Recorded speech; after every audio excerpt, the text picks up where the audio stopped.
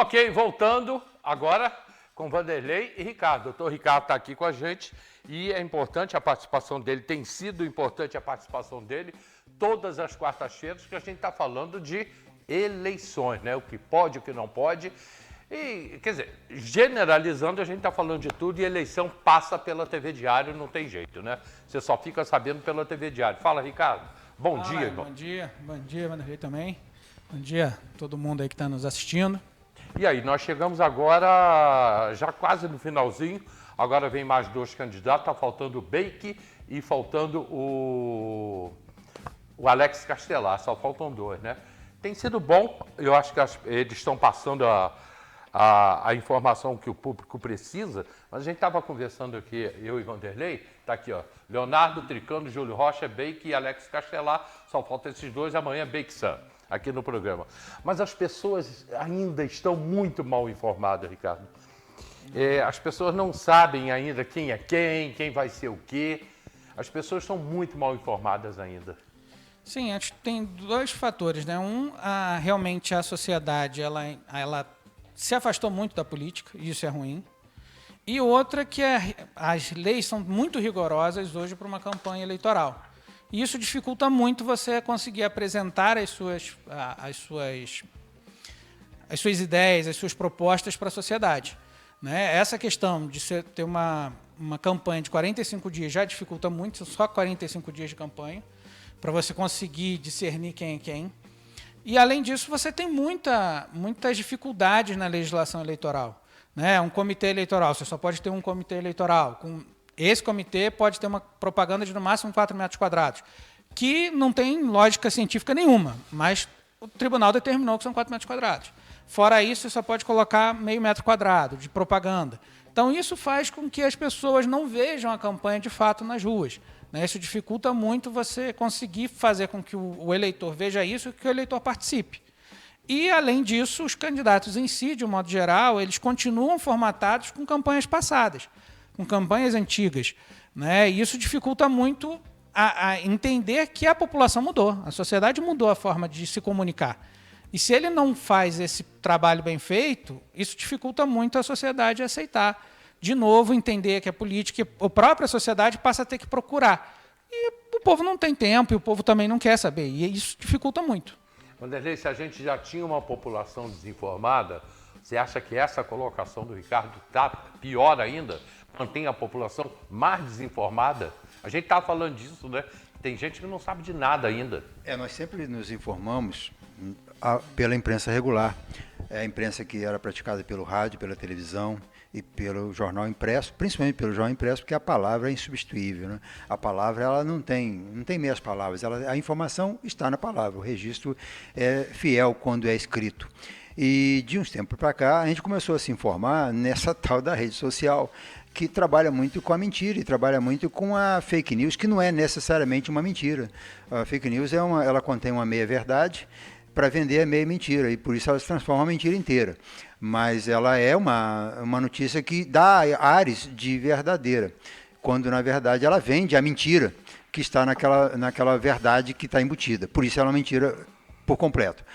E as pessoas estão se informando muito, porque é um veículo que chega na mão. Mexeu no celular, você tem informação. Antes você tinha que ir na banca comprar o jornal, você tem que ligar o rádio, está com pilha, está ligado na tomada para conseguir ouvir o rádio. Você tem que estar com a TV ligada e da frente dela, porque não dá para assistir televisão de longe ou no quintal. Ou seja, a mídia hoje é como se fosse uma extensão do corpo, uma extensão da pessoa. As redes sociais. Então as pessoas estão se informando e acreditando muito ainda na internet. E aqueles um pouquinho mais espertos estão indo para um veículo que tenha solidez, que tenha CNPJ, que tenha a configuração como veículo de imprensa de fato, para ver se aquela coisa absurda é de fato verdade. Mas ainda é um universo muito pequeno de pessoas que faz isso, até porque nós temos um país com um povo que tem limitações de conhecimento, né? Poucas pessoas conhecem. Os letrados são poucos, os bem informados são poucos. Né? E mistura também nesse meio dos bem informados aqueles que são bem informados, mas também pessoas mal intencionadas. Tem muita gente mal intencionada na imprensa, fazendo o seu negócio na imprensa e não preocupado com a finalidade principal da imprensa, que é de informar, de clarear a mente das pessoas. Isso aí nem todos os homens de imprensa fazem. Então cria uma massa de pessoas ignorantes. E nós temos uma coisa também nossa, muito nossa, de deixar tudo para depois, né? Sempre se arrumar faltando meia hora para o compromisso, pensar em ir para o ponto de ônibus 5 minutos depois do momento que ele era para ter passado. A gente é muito de improviso, né? Então o brasileiro vai deixar para tentar entender o que está acontecendo, que vai ter uma eleição lá faltando 2 semanas. Ainda no imaginário das pessoas, a eleição é para o ano que vem, é para daqui a um tempão, não é problema para agora. Porque nós temos muitos problemas para agora. O meu problema de agora é pagar a conta de luz até hoje de tarde, é cobrir aquele cheque, é arrumar aquele compromisso, é ver como é que fica a questão da creche, da escola. Nós temos problemas emergenciais. Né? Agora, vocês falaram aí sobre a informação, o Ricardo falou sobre a informação, e você dizendo que as pessoas estão desinformadas. Vocês estão acompanhando a eleição em São Paulo? Sim, estamos. Rapaz, a eleição em São Paulo está uma bagunça. Né? E a rede social... Coitado do paulista, vota muito mal, né? Ele vai votar mal de novo. E a rede social, as redes sociais, elas estão piorando a situação. Porque o que está se vendo de mentiras, de fake news, né, nas redes sociais é um absurdo. Agora, os candidatos se degradando ali, e, cara, ninguém apresenta nada. Ninguém apresenta nada. Ali você tem um cara que, em termos de comunicação de internet, entende muito bem, que é o candidato que está se apresentando muito aí, virando notícia nacional, né? Não que ele seja bom, que ele vai ser bom governante, ele vive disso. Ele já vive da mentira, da enganação, é um coach, né? Exatamente, ele entendeu fazer isso. É uma desgraça isso. E ele entendeu fazer isso, e aí ele conseguiu... Ele dominou, ele levou esse modelo para os outros candidatos, né? Os outros candidatos não tem como botar ele pelo modelo formal da política, então eles vão também imitá-lo fazendo a mesma coisa. Ele traz essa dinâmica da mentira, da fake news, do embromation para a campanha, e os outros não tem como lutar contra isso. Vão fazer isso porque o eleitor está querendo isso. Exatamente. O eleitor quer esse tipo de papo, porque essa é a disputa para o eleitor. Né? A gente vai passar por grandes dificuldades nessa eleição agora, na próxima, talvez mais um pouquinho a gente amadureça um pouco e perceba que isso está errado, que a escolha tem que ser feita de outra forma. Mas vai ser bem ruim essa eleição agora com a rede social. Né? Essas interferências, levou para o eleitor que isso é que é o importante, esse é o modelo, e não aquele modelo de você pedir o voto pessoalmente, você se expor, né? Está acontecendo lá, mas e não vai ser muito diferente também nos outros municípios, inclusive na nossa eleição. Aqui não está acontecendo isso, por enquanto, né? Mas aí, Ricardo, a Justiça Eleitoral não pode intervir?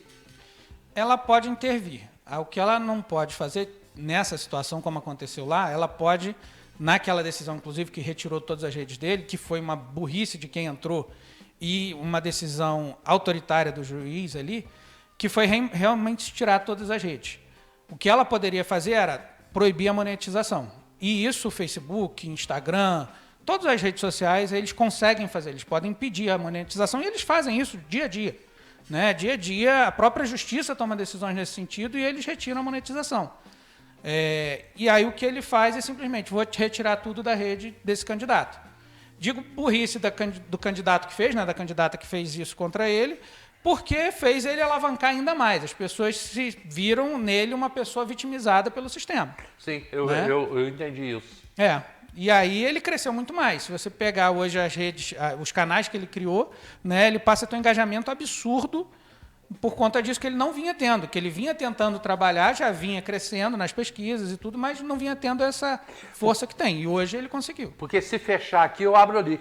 Sim, exatamente. Até porque a justiça não pode simplesmente proibir ele de fazer propaganda eleitoral na internet. Então o próprio juiz teve que tomar essa decisão. Eu proíbo aqui, mas permito que ele abra outro canal.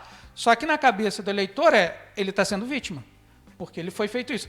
Até porque o juiz poderia ter tomado uma decisão diferente, simplesmente ter comunicado ao Facebook, Instagram, se está tendo monetização, para a monetização. Mas a rede continua. E aí ele não teria como usar isso a favor dele. Olha, se ele não se eleger, porque ele está na disputa agora. Agora está. A gente está falando de São Paulo, tá, gente? Ele está pautando tudo. Ele está pautando a campanha. Isso quem pauta cuidado normalmente de não ganha. falar nome aqui dos candidatos, mas você tenta entender aí. Se ele não se eleger, ele ganha muito dinheiro. Sim. Exatamente. Vai ganhar muito dinheiro. Vai ganhar muito dinheiro. E vai se tornar um líder político. Coisa que ele não era até um mês atrás. E esse dinheiro é legal. Sim. Não é ilegal isso. Não é ilegal. Porque aí ele vai estar engajando depois e dali ele vai usar isso para ganhar muito mais. Ainda vai sair muito mais rico que estava. Muito mais. Nem precisou vender água. Nem precisou vender água para isso. Bom, nem precisou vender água, né? E ele não é burro, né, rapaz? Ele realmente... Aliás, em São Paulo a água foi vendida, né? A água é da Sabesp, né? E lá funciona muito bem.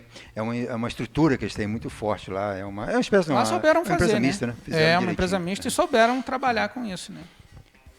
Que aqui não foi assim, não. A coisa aqui foi outra. Agora, essa nova maneira, essa nova maneira de fazer política, ele obriga o candidato também a ir para o boca a boca. O candidato tem que ir para a rua. Tá? Aí, na verdade, é muito complicado isso, porque a gente fala muito dos candidatos pedir o voto na cara do eleitor, né? Nós temos uma cidade que é atípica, ela é um pouco bastante diferente das demais cidades, né? Vamos ver aqui Três Rios, por exemplo, além Paraíba, são dois municípios fora da nossa região serrana, mas que a gente pode fazer uma comparação. A cidade é mais homogênea, ela é mais igual. Ela tem as desigualdades, mas ela é mais igual na sua formação, na sua característica. A cidade é cheia de ruas, tem ruas estreitas, tem ruas mais miseráveis, tem ruas sem calçamento, mas é uma realidade. Nós estamos numa cidade de montanha e uma cidade de vários vales, onde nós temos muitas montanhas ocupadas, muitos morros ocupados. E isso criou uma ideia.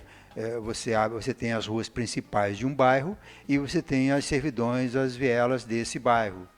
As pessoas, a gente falta um levantamento para identificar quanto, mas eu ouso dizer que nós temos aí a metade da população morando fora das ruas e das avenidas, morando nas vielas e nas servidões.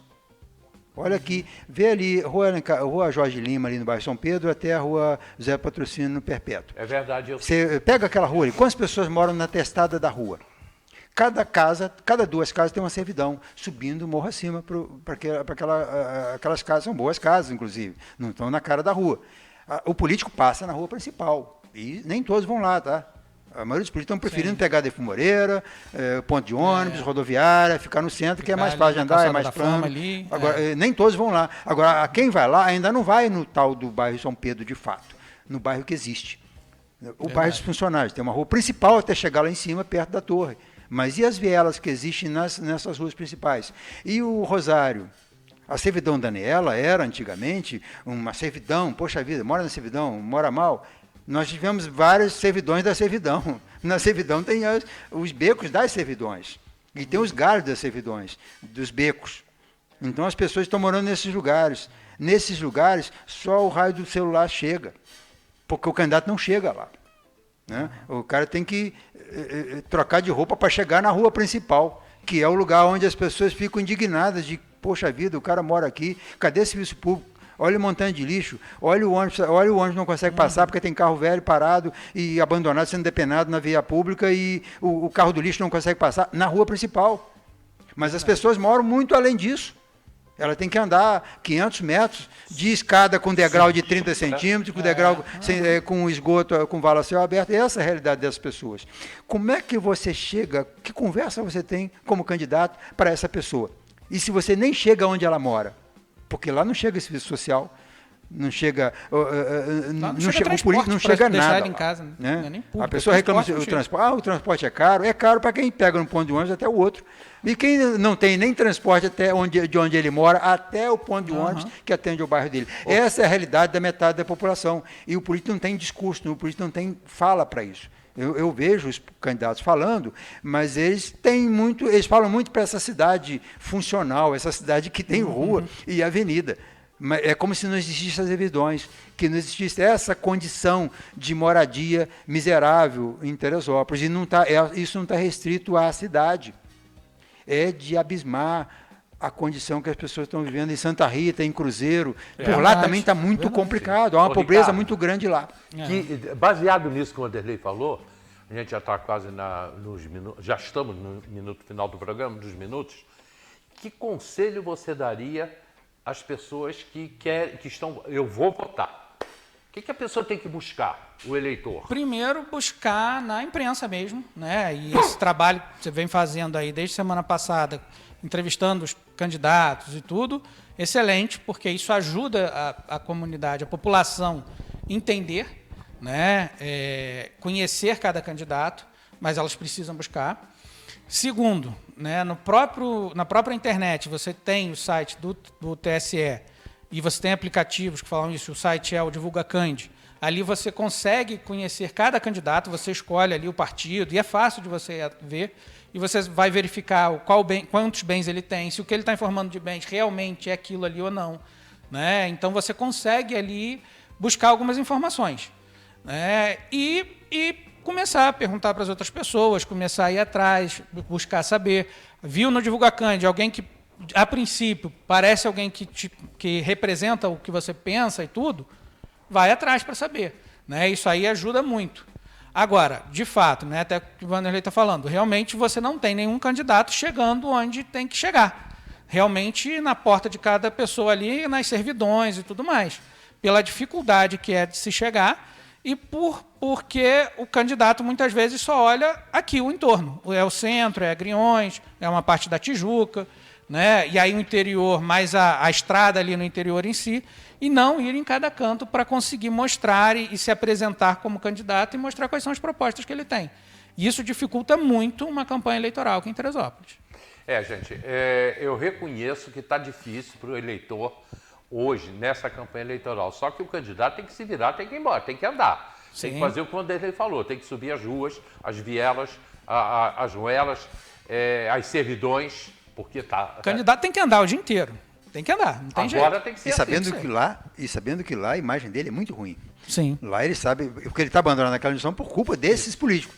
De repente o cara nunca foi candidato, nunca foi político, ocupou cargo nenhum, é candidato a primeira vez, mas ele é culpado.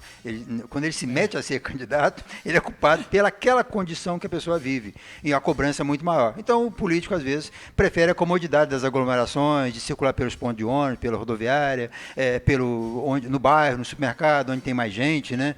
Então, ele vai ouvir menos. Ele vai ouvir menos aborrecimento, ele vai ter menos aborrecimento. Vai se aborrecer menos. Ele vai cansar menos, né?